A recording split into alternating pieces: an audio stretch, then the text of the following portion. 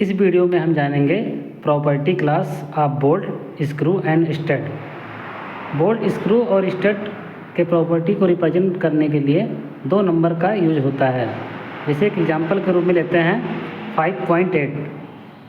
तो इसमें जो 5 है वो नॉमिनल टेंसाइल स्ट्रेंथ है, मतलब ये फास्टनर्स की मैक्सिमम टेंसाइल स्ट्रेंथ है जिसमें वो फेल होने से पहले काम करेगा। इसमें जो फर्स्ट नंबर है वो 1/100 का 1 पार्ट को इंडिकेट करता है, मतलब ये 100 के एक पार्ट को केवल रिप्रेजेंट करता है। तो एक्चुअल नॉमिनल टेंसाइल स्ट्रेंथ को पाने के लिए हमें मल्टीप्लाई करना होगा 5 में। तो ये 5 × 100 करेंगे तो ये 500 न्यूटन पर mm स्क्वायर हो जाएगा। इस क्वेश्चन में जो दूसरा नंबर है 8 एक्चुअली यील्ड स्ट्रेस रेशियो को रिप्रेजेंट करता है।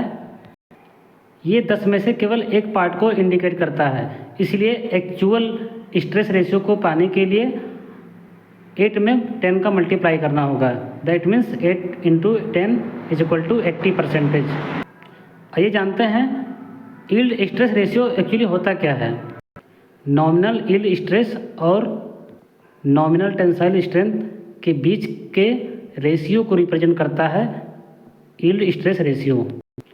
यह एक प्रकार से नॉमिनल यील्ड स्ट्रेस और नॉमिनल टेंसाइल स्ट्रेंथ को कंपेयर करता है परसेंटेज में। आइए जानते हैं यील्ड स्ट्रेस क्या होता है। यील्ड स्ट्रेस जिस पॉइंट पर फास्टनर डिफॉर्म होने लगता है उसे कहते हैं, क्वेश्चन में जो दो नंबर दिए रहते हैं उनका आपस में मल्टीप्लाई करने पर जो वैल्यू प्राप्त होती है उसे नॉमिनल यील्ड स्ट्रेस कहते हैं। क्वेश्चन में दो नंबर 5 और 8 दिए हैं तो इनका आपस में मल्टीप्लाई किए तो 40 न्यूटन पर mm स्क्वायर आया। ये नॉमिनल यील्ड स्ट्रेस की वैल्यू है। ये वैल्यू भी केवल 10 में से एक ही पार्ट को रिप्रेजेंट करती है, इसीलिए एक्चुअल नॉमिनल यील्ड स्ट्रेस को प्राप्त करने के लिए 40 × 10 करेंगे। दैट मीन्स 400 न्यूटन पर mm स्क्वायर हो जाएगा। अब ये जो 400 न्यूटन पर mm स्क्वायर आया, इसका मतलब ये हुआ इतना स्ट्रेस फास्टनर्स हैंडल कर सकता है बिना परमानेंटली डिफॉर्म हुए। इस नॉमिनल यील्ड स्ट्रेस को डायरेक्टली भी प्राप्त किया जा सकता है।